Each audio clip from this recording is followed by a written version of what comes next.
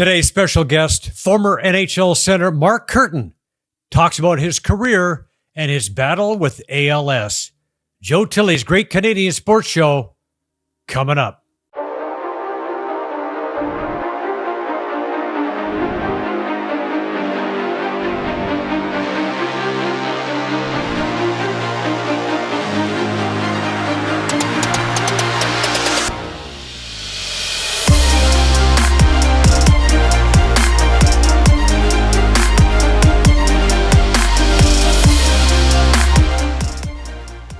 Welcome to the program. Today's very special guest was born in Regina, grew up in Regina and Toronto. He played junior hockey in Peterborough. He was drafted 48th overall by the Maple Leafs in 1978. He played for Toronto, Detroit, and Vancouver, 266 NHL games over a 10-year career. He was diagnosed with ALS in 2018. He is a spokesperson and advocate for ALS. Welcome to the program, Mark Kirton. Mark, great to have you here. Thanks, Joe, and thanks for having me. You know, Appreciate June is, for those who don't know, June is ALS month, and it was important for us to have you on the show here in this month. It really nice to have you here, Mark. How big of a month is June for you? You know what, June is huge, but it really took off last year when Major League Baseball had their inaugural Lou Gehrig Day on June the 2nd. And that kind of put this illness on the map, so to speak.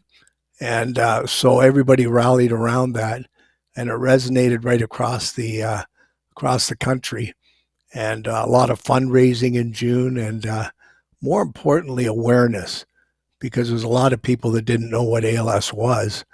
And now at least they're asking questions. And so it was a huge, huge day, as it was last week, but overall, it's really given us a jump in our step.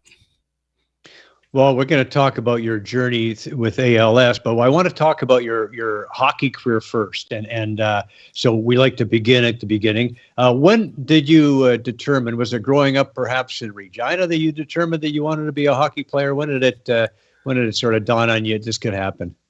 You know what? Back in Regina, that's all we did. I mean, we started at about 4 years old and played pond hockey and hockey out in the back alley and what have you. And what's kind of funny about that is it just goes to show you how life goes around. Recently, I spoke with a few guys that I used to play road hockey with when we were 7, 8 years old. And they all went on to play with the Regina Pats, and they won a Memorial Cup. And then I talked to them 50 years later, like Robbie Laird and Billy Bell and Glenn Burden, and it was shocking to have life go right around in a full circle. But I think all of us that played road hockey in that era all felt we were going to make it to the NHL. So you moved to Toronto when you were 10 years old. We were just talking off air, and tell us about the move to Toronto, why it happened, and was it a good move for you? It was a good move. I mean, my father worked for Sears at the time, and a lot of people out west got transferred out east. So we got transferred to Calgary briefly, which was an interesting place to play hockey. You'd get up in the morning and go to school and go to the rink, and the game would be canceled. You thought in the morning because of the cold, and then you got there at night and it was melted because of the Chinook, so you didn't play. But it was, you know, and of course you never played in indoor rinks until you made the playoffs, and then you got a chance to go inside. But you know, Calgary was a fun short stop, and then off to Toronto and the MTHL. And, you know, we started off in the Scarborough Hockey Association way back, and jumped to Wexford of the MTHL, and had some pretty good teams, and on we went up into junior ranks. How did you end up with the Peterborough Petes, your junior club? Well, Roger Neilson drafted me, and you know, I guess the probably the big story here is that I actually wrote all the hockey schools in the area when I was about 15 to see if I could get a job in the summer working at a school. And Roger was the only one that replied. And he came out and met my parents and what have you. And so I ended up living at his cottage up on Buckhorn Lake when I was, 14, 15 years old with Greg Millen. And we ran the hockey school, or actually shouldn't run it. We tied hockey skates is what we did. and we were the gopher for guys like Coley Campbell and Doug Jarvis and some of the old Petes. But it was a real good learning experience from Roger. And then, of course, he drafted both of us to junior, and that's how we ended up in Peterborough. Well, and you had a good year in 78, 27 goals, 71 points in 67 games. You went to the Memorial Cup final in 78. Did that help you, help your draft prospects? Oh, for sure it did. I mean, we went from dead last my first year junior, which Roger was so upset with us. He made us stay for an extra 3 or 4 weeks of playing hockey against all the small towns up in Northern Ontario. And that wasn't so much fun. They were rough games. And I know Roger had a smirk on his face after we finished the 10th game. But that was our penalty for not playing very well that year. But we built momentum. And then with Gary Green that last year, we were a pretty strong team. And we took Bobby Smith in Ottawa to 8 games and beat them. And then we beat Hamilton. And then off we went to the Memorial Cup in Sault Ste. Marie and Sudbury. And we ended up losing to New Westminster in the final, which was a real tough pill to swallow. And Joe, it was a funny story, like about a month and a half ago. I was in Vancouver, believe it or not. We decided to give it a try to travel to Vancouver. And it was successful. We had a lot of fun.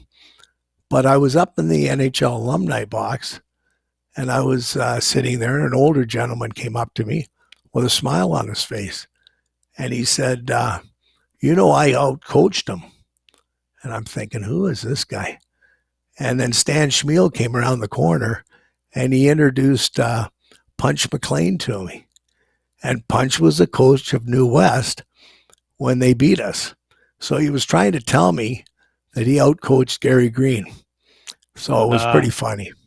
But anyways, we did he?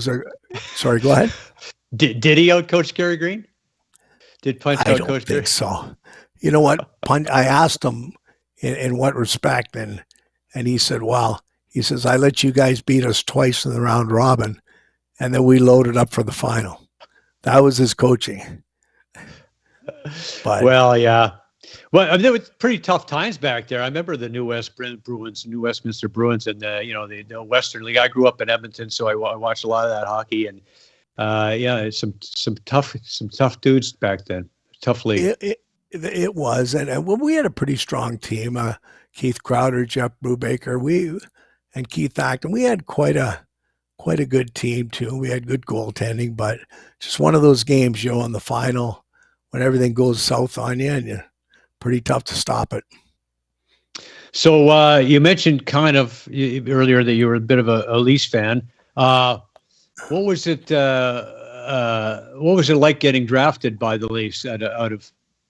By the way, you had 26 points in 21 playoff games with the Petes that year, so pretty significant. Yeah. What was it like being? What were your thoughts about being drafted by the Leafs?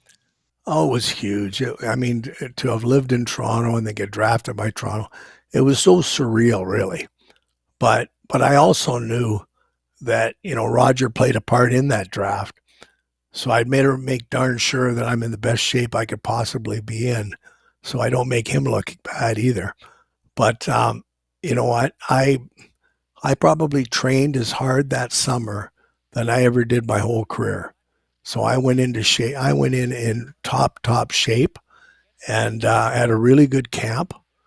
But they were loaded at center, so I knew I was going down to the American League. And Eddie Johnson was a coach down there, and he played me a ton. So it was a huge learning experience. And then the second year, I lasted a game or two, I think, in Toronto, scored on my first goal, which you just shot. There you go. There. We have it there. Yeah. Yeah. But then the second game, what you're not showing is when I lost a face-off and went running out to the point, and they put it back to the center in the top corner, and I was down to the minors. So, yeah, you don't have that film, eh, Joe? We don't want to see that one. But you know what? That was so cool. That was your. By the way, Vic, why don't we run that again? So this is after a solid year in New Brunswick. You get called up by the big club, the home opener against the Rangers. Your first game, your first shift. Okay, now the puck squirts into the lead zone here, and then we have the transition game here. Is that Turnbull, I believe, at the puck right there? Okay, it fires sure up the boards here, and then Jerry Butler is going to hustle after the loose puck here. And check out this feed. Great setup. Boom, a laser by Mark Kirton. You know, it's funny. Yeah, and I'll tell you, Joe, I probably had my eyes closed on that one. But, you know, it's funny. For years and years and years, every time I ran into Boutet in the alumni box, he used to say that he assisted on it. Well, I don't even see him touching the puck here. No, he's there after. He congratulated you first. Yeah, exactly. But no, it's Turnbull. It's Turnbull fires it up. Butler gets the loose puck. He puts it in the slot, and there you go. So exactly. Tell Booter he wasn't. That was a big thrill. But thanks for the congratulatory shot on the shoulder there. Yeah, thanks, Booter. So so you got what a debut. I mean, that's obviously not kind of debut you expected. And as you mentioned later in the game, you're on the ice when they scored, and back you go down in the minors. You only played 12 games, as it turns out, in a Maple Leafs uniform. You could have had another goal here. We're going to show you another highlight we got here. Vic, you can roll that one. Here we go, right there. Taking a slash in the face from Randy Holt on your shorthanded breakaway. Do you remember that? Do you remember taking that shot? You know what? I don't remember that one, but as a matter of fact, it looked a little bit like a dive. Yeah. No, I wouldn't. You think? No. Oh, you know what? Maybe I do remember that. You know who that is, Joe? That's Korab, isn't it? Oh, is it Korab? Okay. I think it's Korab, yeah. But I don't Number 4 remember for the Kings. There we go. Okay. Yeah. Jerry Korab. All right. But you know what? It even dressing those 12 games with that kind of an experienced team, boy, oh boy, you sure learn a lot, right? And then going down to the minors, the American League team was an older team as well, and it was half owned by Chicago. So we had a pretty good club. And of course, my second year in the American League, we went right to the Calder Cup. So, and that's how you get out of that league. You get to the Calder Cup, you take a look at both teams. Most of the guys are up in the NHL the year after. Well, you know, after your short stint in Toronto, you were shipped off to Detroit for Jim Rutherford. Now, what did the Leafs need an old goaltender for? Geez, I don't know. You know what? I don't know, but I was one happy guy and Gordy Stellick has said it a million times. I think it was the first time he actually had to call a player and tell him he was traded. And I remember that particular night because I think we played Pittsburgh, and I only played about 3 shifts. So I went out and had a late night, got home about 3 a.m, and there was a message to call Gord no matter what time I get in. So I called up Gordy, and he was so nervous, Joe. Like his voice was quivering. He could hardly breathe. And of course, I'm cheering. I'm going, are you kidding me? I'm going to Detroit to play. I said, I'm there. And so I had to catch the 9 o'clock flight and play the Flyers the next night in Detroit. So there I am facing off against Bobby Clarke. And I'm thinking, how fast was that 24-hour turnaround? But Gordy I've heard that story 1,000 times, how nervous he was on that call. So he had just become the general manager. That's when Harold Ballard looked around the room and said, "You're the new GM over there. You." Well, I'm not sure, Joe. Here? I'm not sure if he was just a gopher. Oh, okay. Like, he might have been a gopher there at the time and not the GM. I don't think he was a you're GM. right. Yeah. He might have been an assistant to the GM, I think is what his title Could might have be. been originally. That could assistant be. to Yeah. the GM. Yeah. Yeah, that's what it was. Yeah. So, So it now was awesome in go Detroit. ahead. For sure. I mean, that's where you had your best season. So we got some more video. In 1980-81, you had 18 goals, and you're on the power play here. Nice goal and a rebound, and it's our pal. Here we're just going to take a little while to get to it because they shot it out of the zone. But you're setting it up here on the power play, and our old pal Brad Motor City Smitty. You can see him there on the right side. He's in on the goal. Yeah. Here we go. Here comes the point shot. And there's... right out in front. They jam away at it and they score. Mark Kirton is tying the game on the power play. It is 3-3. There you go. Joe, you know what? That was a fun line with those two guys, Woody and Motor City. And I'm sure they don't keep track of this, but there was about 6 games in a row at Joe Louis where we scored first shift. Wow. And I don't know that they keep records like that, but we did. You never forgot. No, not at all. No, we never forgot. But I talked to Smitty all the time. I talked to both those guys. But it was a fun line because it could do a little bit of everything. Smitty's done well with his Avalanche too. I mean, holy crap. He has. Yeah. So you also had 14 goals, 28 assists in 74 games with 62 penalty minutes in 81-82. And so that you played in Detroit for a while. Tell us about your experience with the Red Wings. You know what? It was one of the reasons why I think, because as you know, when you come out of Peterborough and you played for Roger, 99% of the time you're labeled a checker, even if you can score or not. But in Detroit, I got an opportunity to play a lot more, play the power play and penalty killing, all that stuff. And that's because they cleaned house there. In one practice, they sent Dennis Plonich, Peter Mahovlich, Errol Thompson, and 2 other guys to Glens Falls.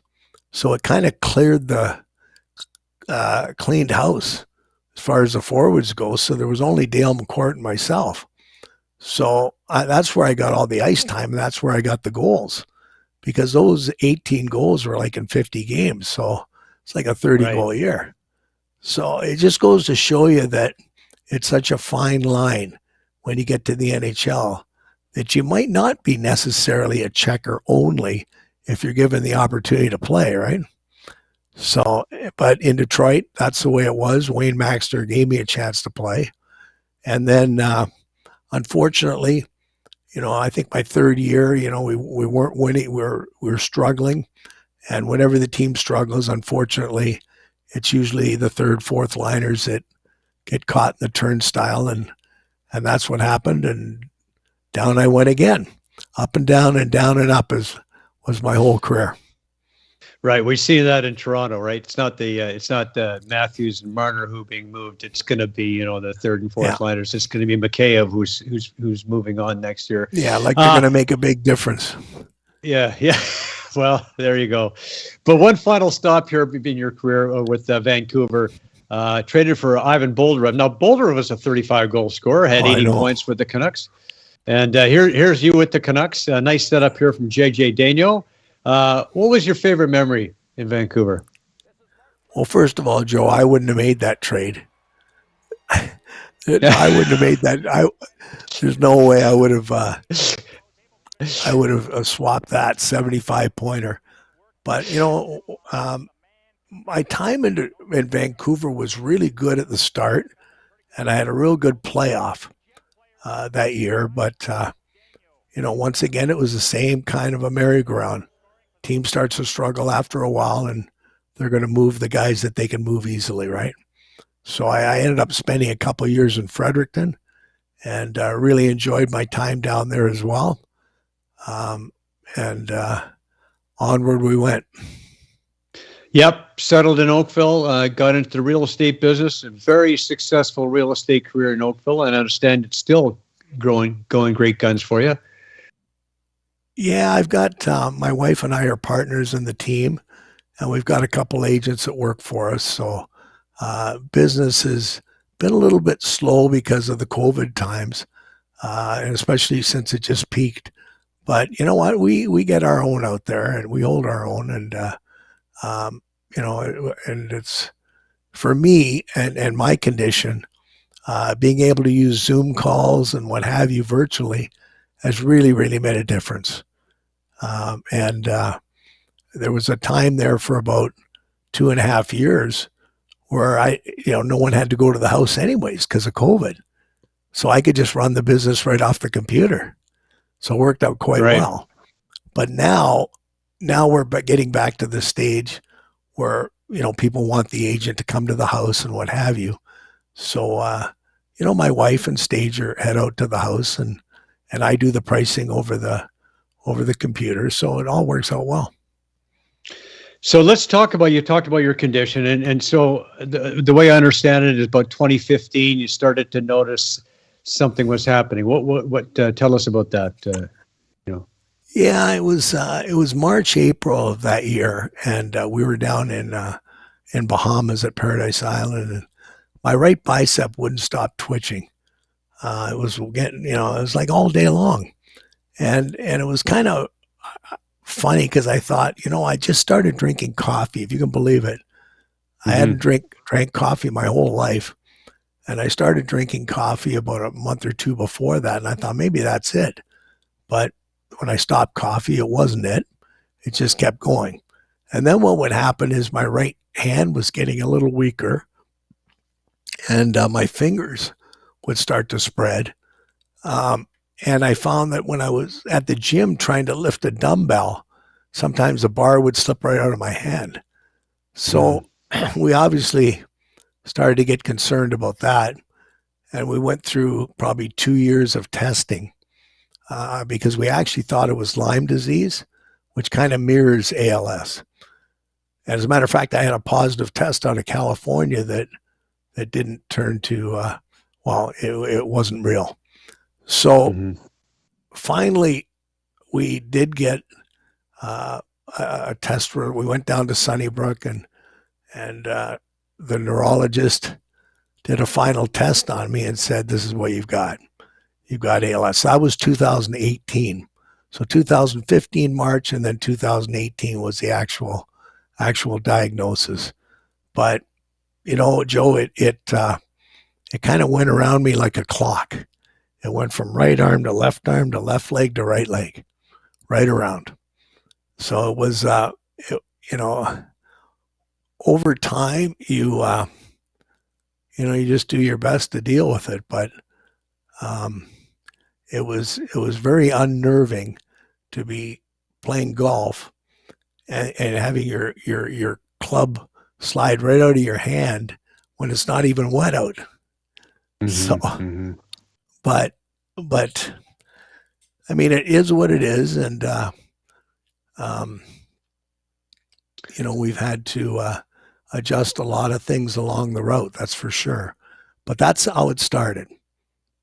So what was it like then when you got that diagnosis, confirmed, and what was it like for you? And I know Lisa and your kids, how did y'all take that? Well, it happened pretty fast, I'll tell you. Lisa and I were sitting at Sunnybrook, and the doctor came in, and he didn't hold any punches. He just told us exactly what it was. So, we just have a stunned look on our faces. And it's not like they give us a book and say, "Here, this is what you got to follow. This is what's going to happen," what have you. We just left there totally on our own. And,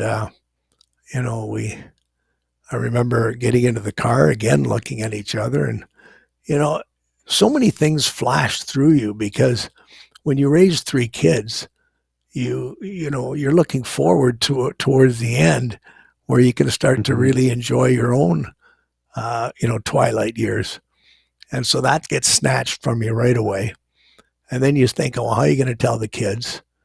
And then you instantly think, "Well, where is this going to end?"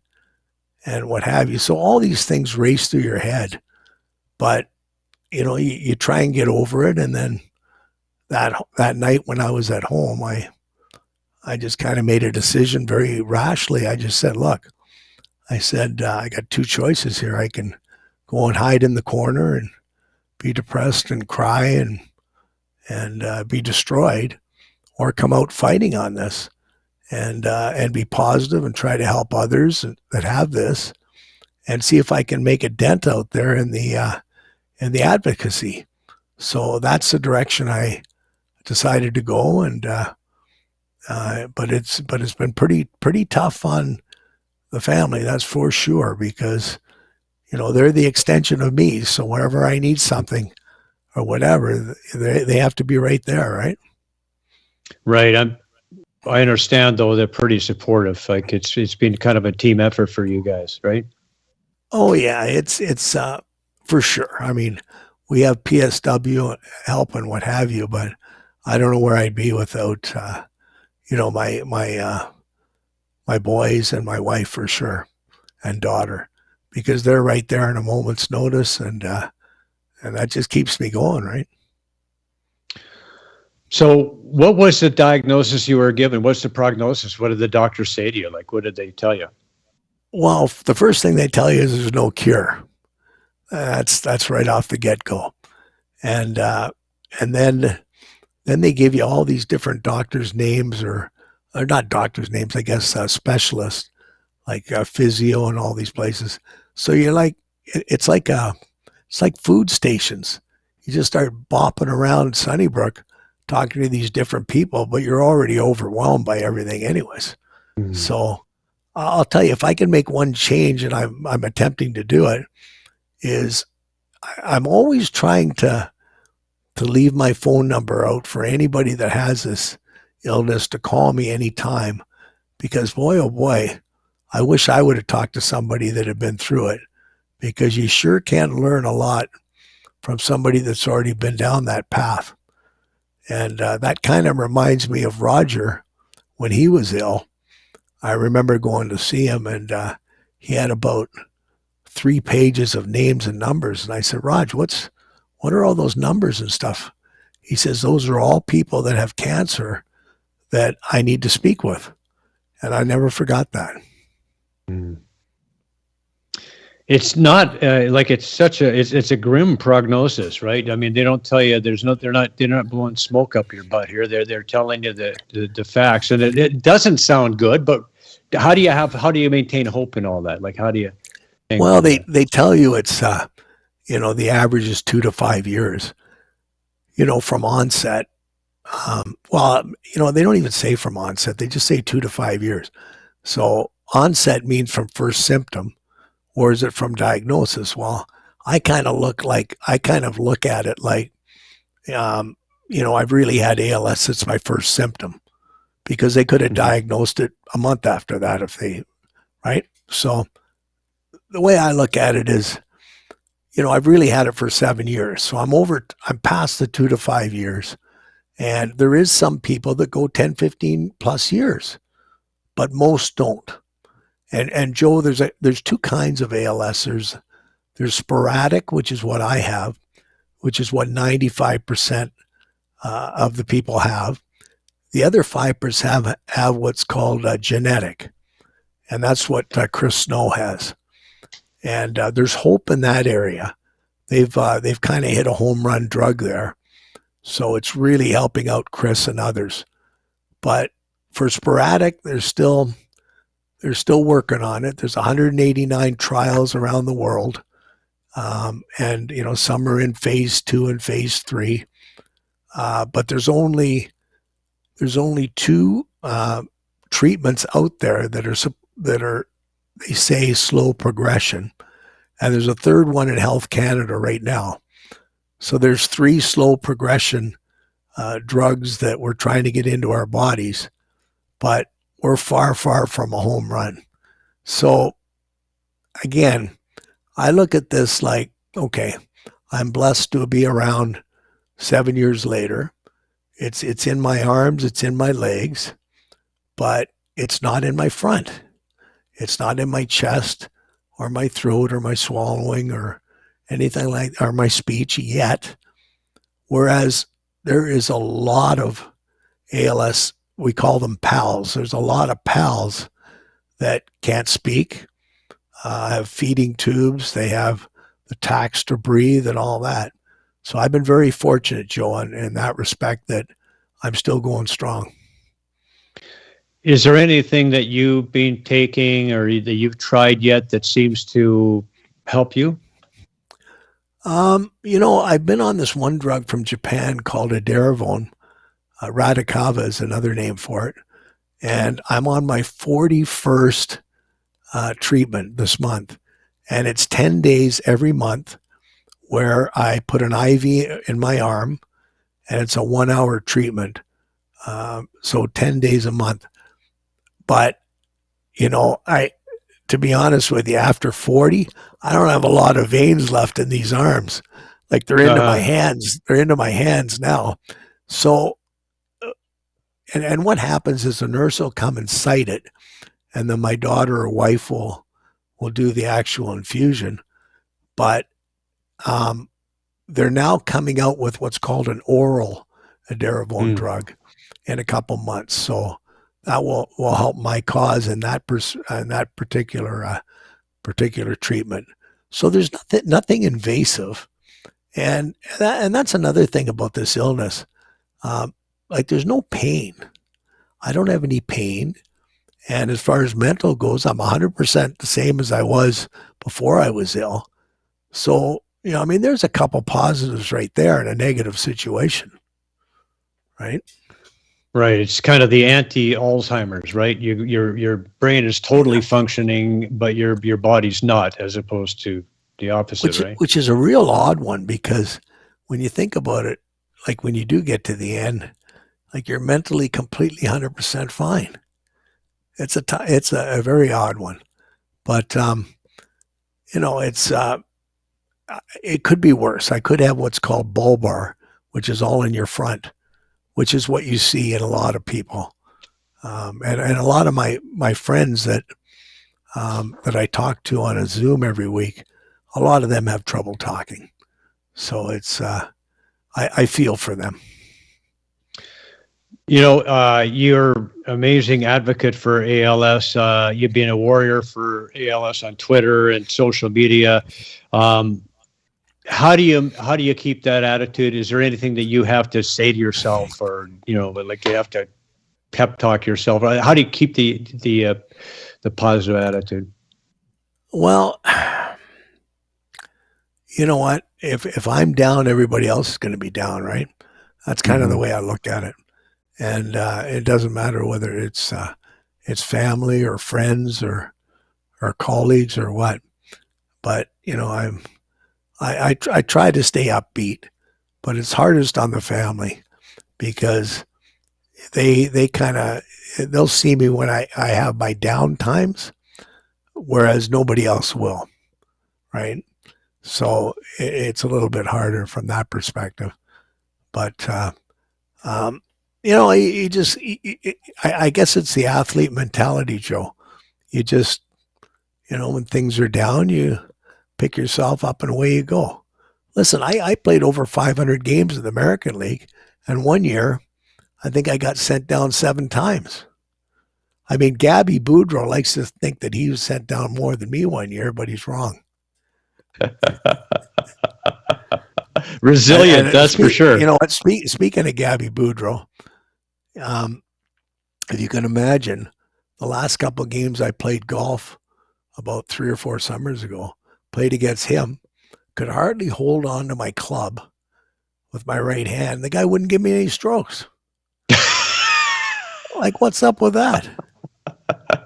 I mean, I gave it to him in Vancouver when I went out there last couple of months ago. Actually, Jimmy Rutherford and him invited me. That's why I went. Wow. Yeah. That's funny. It brings you back to the trade, right?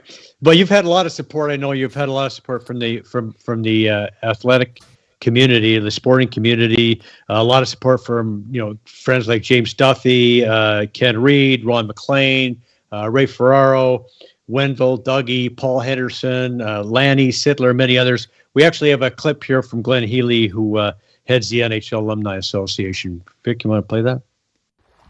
Hi, I'm Glenn Healy of the NHL Alumni, a 16-year NHL vet, and one of my teammates needs our help. It's Mark Kirton, a great teammate. Mark is suffering from ALS, commonly known as Lou Gehrig's disease. Well, tomorrow, across Canada, there will be a walk to raise money for ALS. And what I'm asking for everybody across this country, from coast to coast to coast, let's dig in, let's find a cure, and let's help a great teammate like Mark Kirton and put an end to this dreaded disease. So what does it feel like when you get that kind of support, right? It was great. It started off really small. I had that idea last year in May that I would go ask a few, former NHLers and media personalities, etc., to do a 60-second ALS promo. And I even went as far as to, with some of them, just write out some scripts, on really what we're after from an advocacy standpoint. And you know what? It was incredible, the response. Like I remember the one I sent to Wendell, I bet you I had it back in half an hour. And wow. it was, the whole thing was phenomenal. And I think it kind of hit the Twitter wire pretty good. Although I think the one I did had 50,000. I just want to let you know that, Joe. 50,000 views. But right. So I was watching Gabby's and a couple of the other one and just riding those guys saying, well, you're not at 50. But anyways, it was so appreciative that they did that. And, it's pretty hard to have an encore for something like that. But I'm actually right now in process of doing a little bit of stitching with all of them and come out with 4 or 5 of them in about a week, just for another little shot of advocacy, because that's what it's going to take. I mean, it's a kind of illness that has been forgotten about. It's underfunded. The government ignores it in Canada. And so the only way we're going to have a bit of a breakthrough is just never let up on the advocacy. That's the biggie.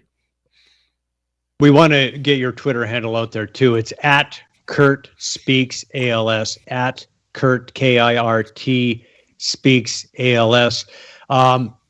Because we want to get to the more and more traffic we can drive to your Twitter site, the better. I know that you've personally helped raise over $100,000 for ALS. That number's probably been improved upon. So are you happy with the way the leagues have stepped up in terms of support for ALS? Yeah, without a doubt, Major League Baseball, is massive. You take a look in Los Angeles and Kansas City and some of the other venues, it was just ALS all day long on June 2nd. So Major League Baseball, and you know what, Joe, they should be accountable. Considering Lou Gehrig was one of theirs from 80 plus years ago, it's about time that they had a day for him. What I would like to see is I would love to see the other sports league follow in some capacity, especially football. Because if you take a look at the number of athletes that have ALS that played football, it's astounding.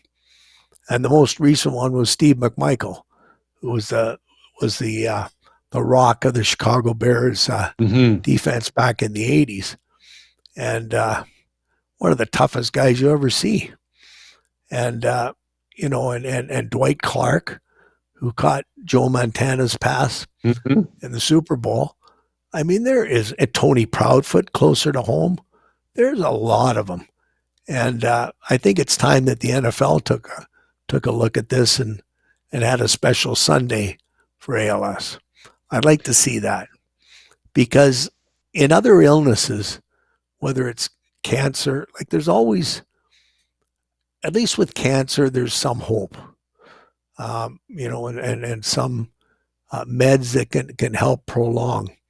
With this one here, it's nasty, and because there's so many athletes that do get it, I'd like to see the league step up a little bit more than they do for sure.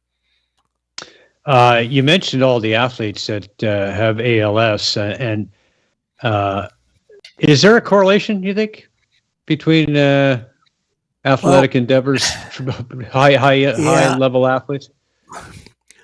My first sense is that there could be.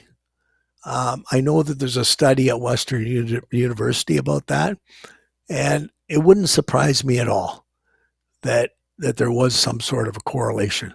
But on the other hand, there is a lot of people that have ALS that never played sports in their lives. So you're going to get some of that too.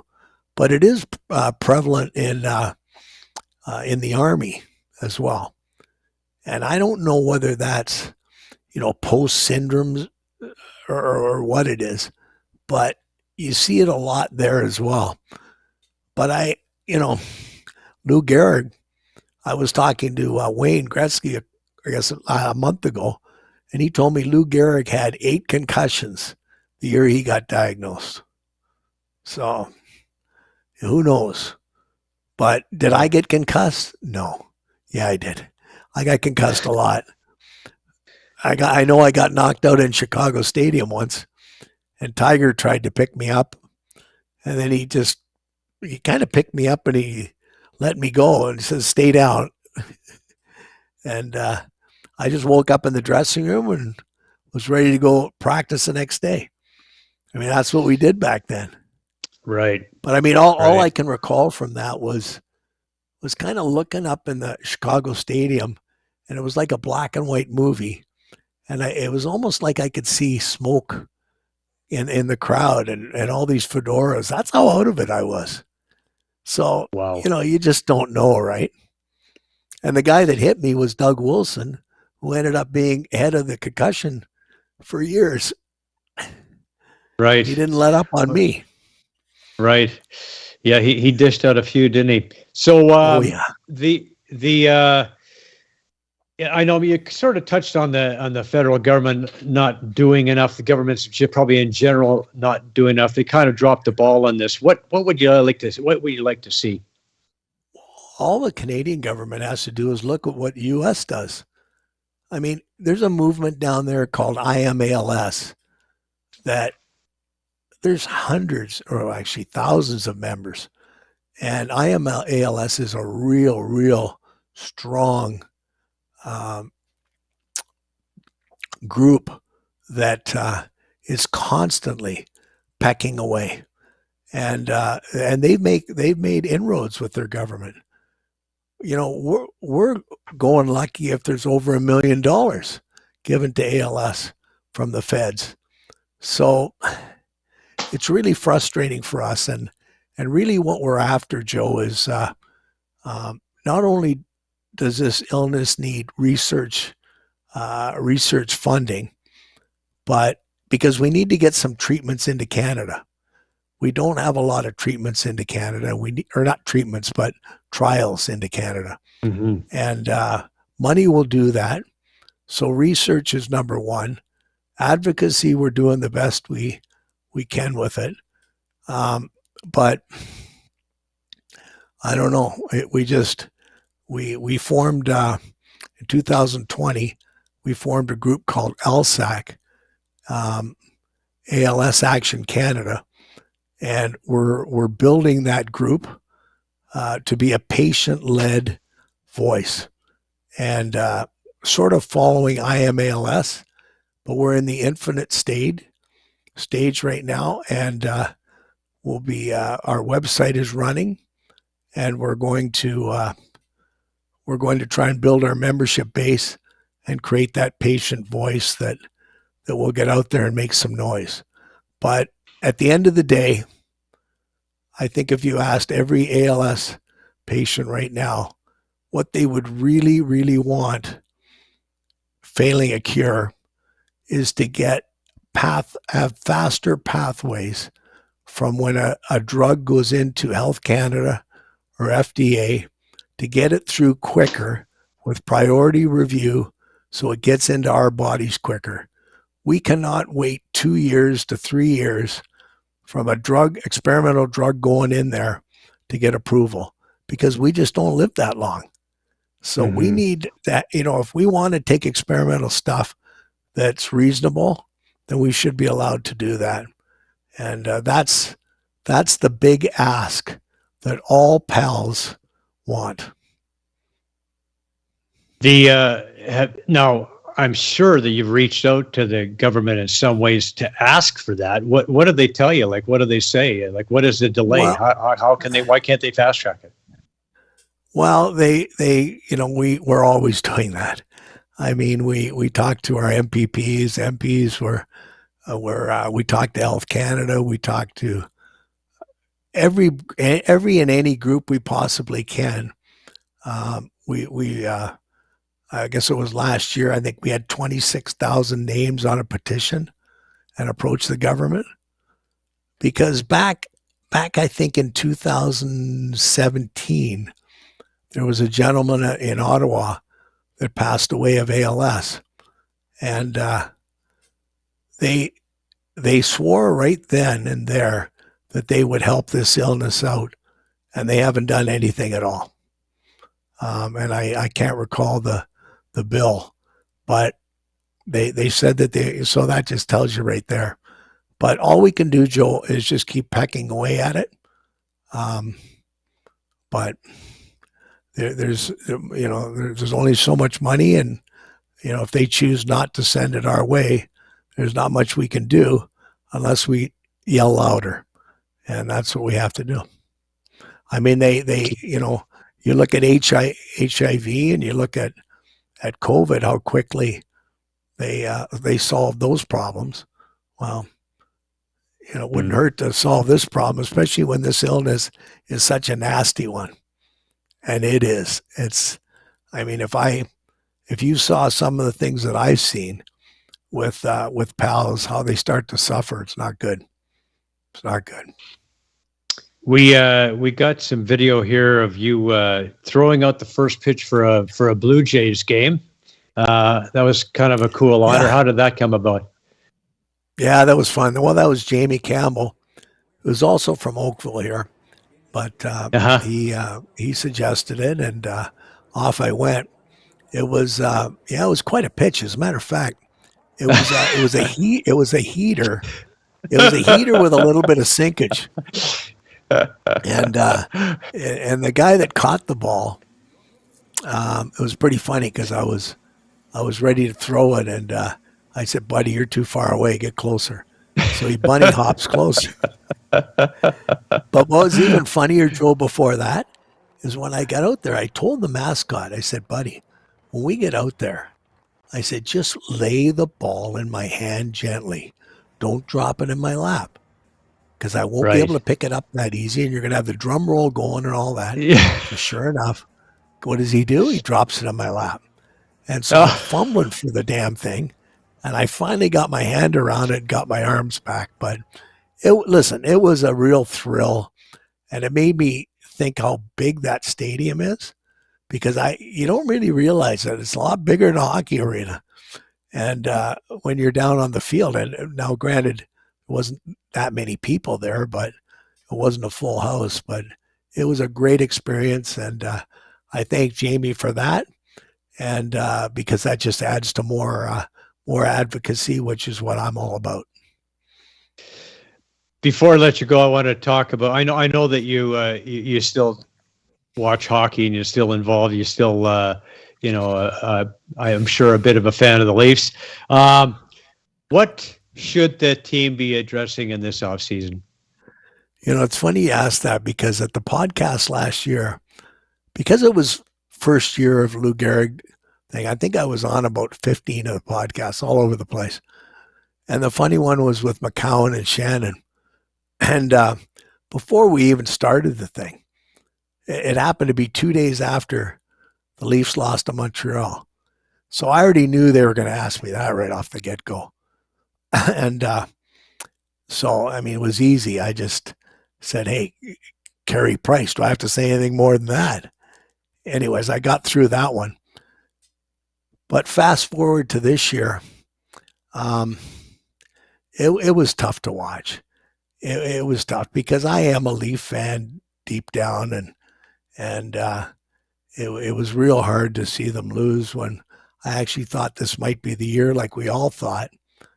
But I'll tell you something, Joe. I don't think, and I'm going back to my 1978 Memorial Cup team with Gary Green coaching, that ran 4 lines all year long.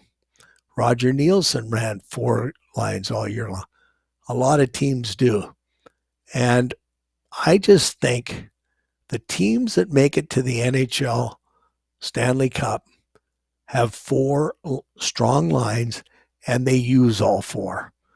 And I can't help but look back at that series and think, okay, at the beginning of the series, the 3rd and 4th liners were scoring goals and they were contributing. But then as the series went on, the 3rd and 4th liners weren't scoring that much. And is that because they weren't playing as much? Were we playing our horses maybe a little too much?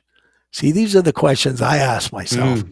And I look at Tampa Bay and I go, the last 2 years, they ran 4 lines every game in the playoffs. That's the way John Cooper coaches. And that's the way Gary Green coached. So I'm wondering if they're going into a little bit of a build next year, I think it wouldn't be a bad idea to build for a 4-line run right to the end. And then the last thing I notice is that you see teams like Tampa Bay and Rangers. You see them collapse in the slot in their own end, and you got to go through about 15 sets of legs. It's so hard. I used to coach minor hockey that way. When we were playing against a team that was a lot better, I just collapsed the kids into the slot, and you can't get the puck through there. So it seems like a simple thing, but maybe that's what we got to do in Toronto as well. But I think they're close, Joe. I think they're close. They just need a little bit of tinkering and run 4 lines. That's my opinion anyways. Well, you know what? I would take that. And from the guy who ran those MTHL teams collapsing in the slot, I think at least they'd pay attention, right? Yeah. Well, I don't know. They Rangers. It worked for Tampa. Do you know what? They hit a lot of legs in that game 7. Yes. But also our horses were pretty tired. Yeah. Right. Our core was pretty tired playing a lot. 7. Yeah. And there were, and it was unusual this year too, because you had so many, a lot of special teams involvement, let's say, that you wouldn't normally have. There seemed to be a lot of penalties called.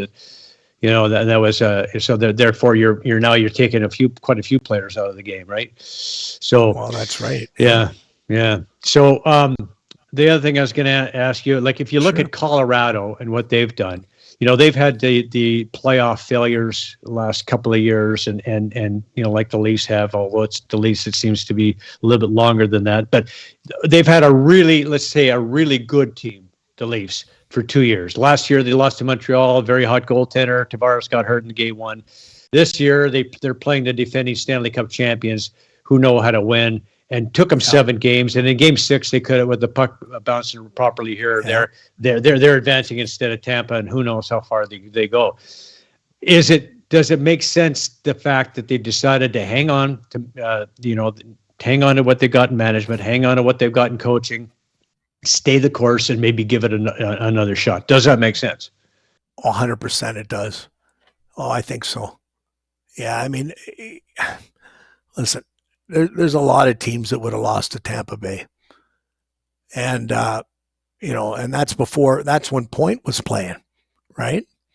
I mean, he's kind of the straw that stirs that drink, same way as Marner, right? So, 100% I would keep everybody. Yeah. Right. But they've got to make they've still got to make some changes. We got to get a little bit more. We might need a horse on defense. But I think it's all about building for that distance. That's a tough run in the playoffs. Yeah. I remember when Vancouver went to the final the year before that big Bolderev Kirton trade. Yeah. You know what? That year before, those guys told me they went through like about 35 players. Like it is a war to go to the final. It really is. And so I think that the teams that get to the Final Four, they're aware of that war and they build for that war. And they put players on that team, the pieces that are going to help them get through that war. And I think that's what Toronto needs to do at this point. They're good enough, but they need some warriors that can carry them the distance in the trenches. There you go. Now you have it. There you go. Wow, I got it. And you know what? I get this from a warrior, right? Mark Kirton, Wow. You're a warrior. You're a warrior for ALS. I know that there's walks to end ALS all across the country this month. This is June, so get out there and walk if you can, and support ALS any way that you can. Yeah, it's I mean, I get asked this a lot. What can people do?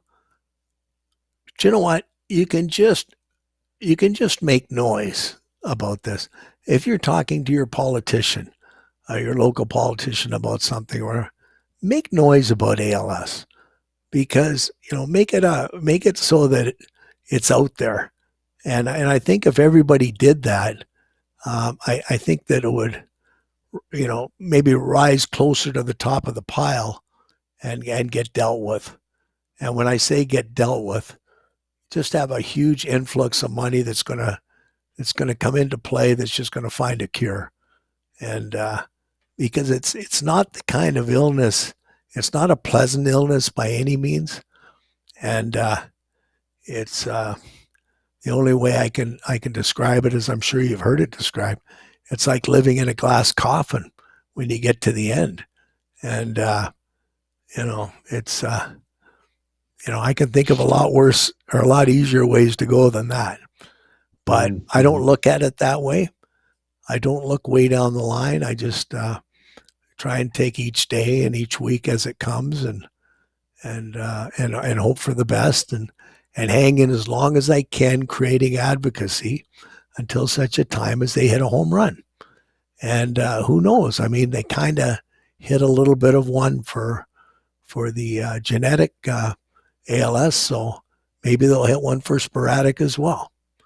But I think I need to use my platform to do the best I can to build as much advocacy as I can. And I certainly have enough friends now in the media world and everywhere else that I'm sure that when a push comes to a shove, they'll have my back. And I have to laugh at Doug McLean. It doesn't matter what I Twitter. He retweets it every single time. What a man that guy is. It's awesome. But all the guys have been great. And, so if they're listening to this, big hugs and thank you to everyone. Yeah, well, you're doing a great job too, Mark. You and your pals. Good luck with LSAC. Good luck. Keep plugging away, man. I mean, it's one of those things you never know. I mean, that cure could be just around the corner if we just do what we can, and everybody helps just a little bit. Just everybody helps just a little bit to see what we can't That's right. Bring it into this, right? Exactly. And boy, it's just, I will tell you this though. I have, of all the pals that I know, and I know quite a few now, not just from LSAC, but from ALS Canada and everywhere else. And I'll tell you, every one of them has a smile on their face. Every one.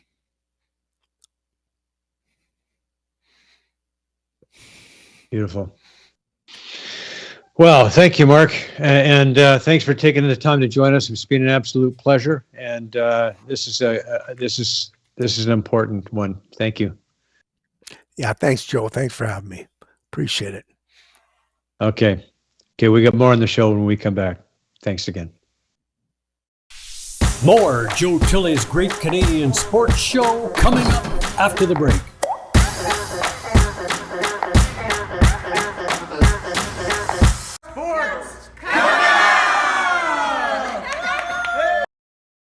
Guests on Joe Tilley Sports receive a gift certificate from Classica Imports. Top of the line imported men's clothing. Check out the Classica Essential Collection now. Go to shopclassica.com.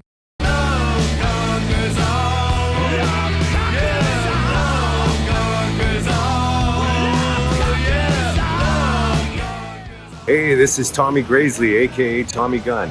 I love two things, music and sports. And when I want sports, I go to the Joe Tilley Show. He gives me everything I want. It's a great show. Check it out for yourself. Joe Tilley Sports, coming up. Good night.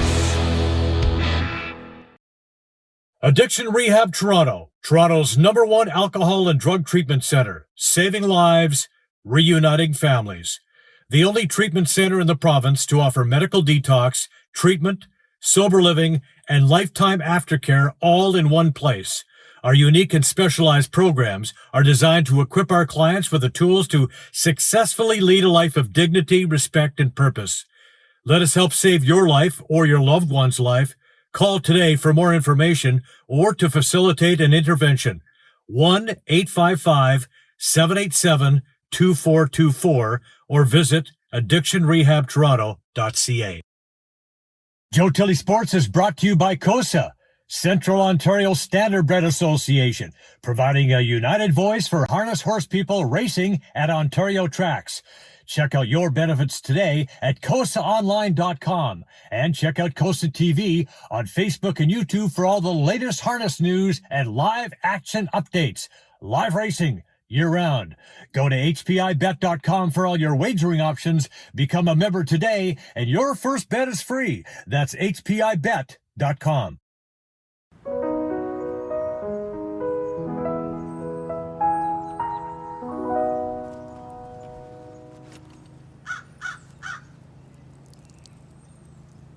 Do you know why that happened? You didn't fix your ball mark.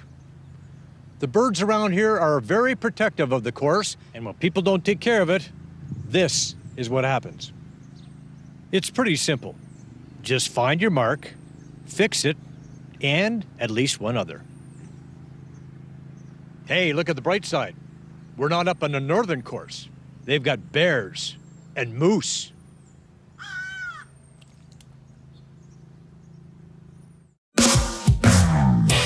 Visit moregolf.ca today. You'll find everything a golfer could need, from balls, gloves, and clubs to custom fitting opportunities and training gear. Go to moregolf.ca and get $20 off your first purchase of $100 or more. Just enter the promo code JT Sports.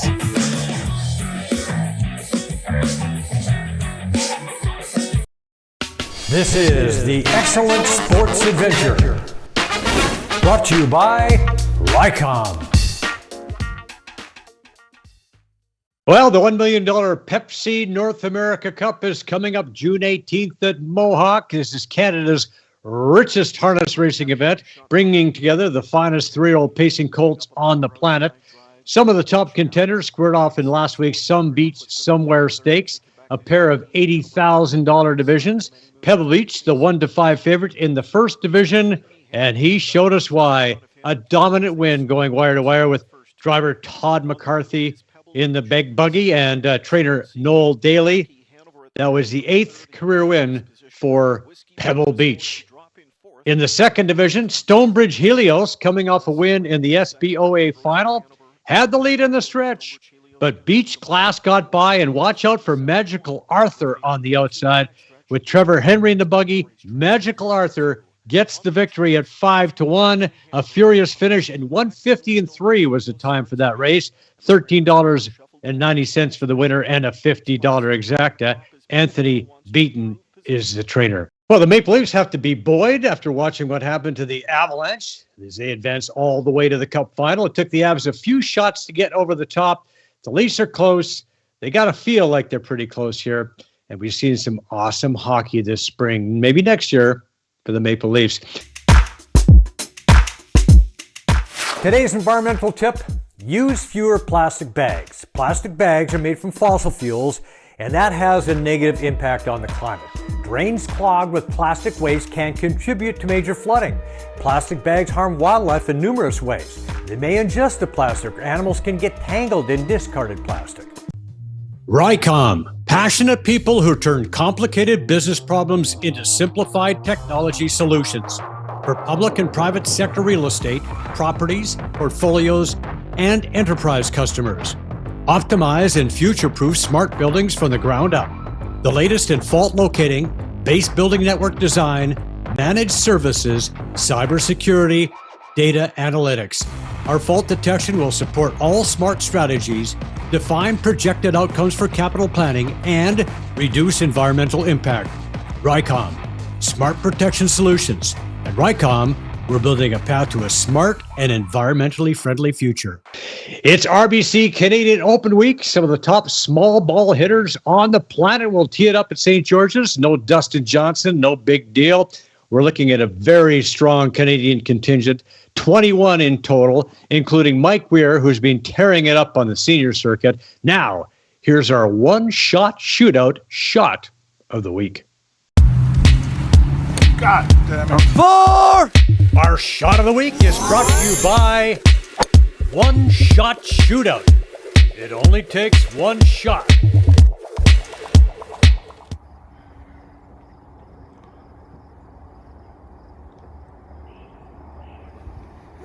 Oh, yeah. Oh. Joseph Tilley on the pin. Oh, baby. I think you hit it. That is tight. That is tight. That's as tight as it gets, my friends. And we want to thank all the folks who make this show possible. These are friends, trusted business associates, and all-around great people. We highly recommend them all. A reminder that the show is available on iTunes, Spotify, Breaker, Radio Public, Google Podcasts, and Pocket Cast, as well as the Spanglish Network, Zingo TV, and Buzz TV Live. Also, please like and subscribe to the show on YouTube. It's free. All of our great past shows and clips are on there. Check those out today. Thanks once again to Mark Kirton for being on the show. And thank you for watching. We'll see you next week when Rod Black drops by for a U.S. Open preview. We'll see you then. Joe Tilley's Great Canadian Sports Show is brought to you by Brian Gribben Insurance Planning, helping you solidify your financial future. At BGIP, what we do that's unique in the marketplace is we show people how to spend and enjoy their money in the early years of retirement without the fear of running out. Also, we're able to do this without you having to change financial advisors. Please look us up at bgip.ca today. Let's book a 30-minute phone call to see how we can bring value to you and your family in your planning. Call Brian today for all your retirement needs. We did.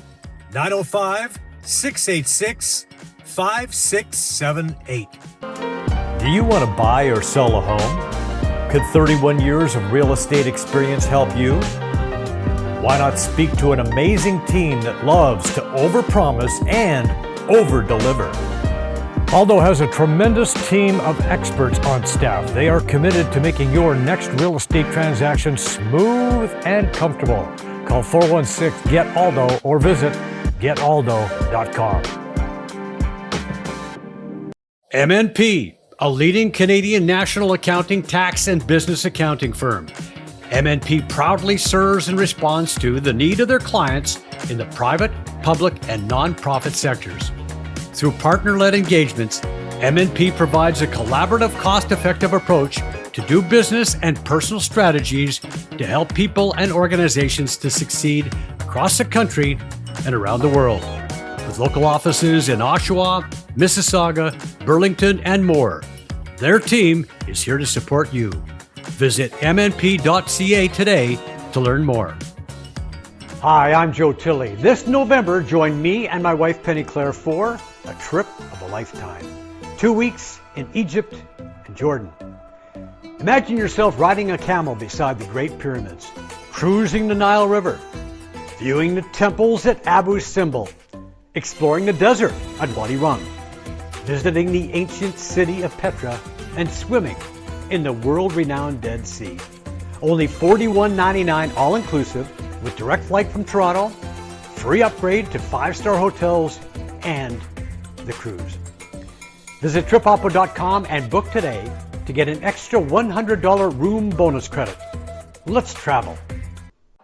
The UPS store in Brooklyn wants to help your small business thrive.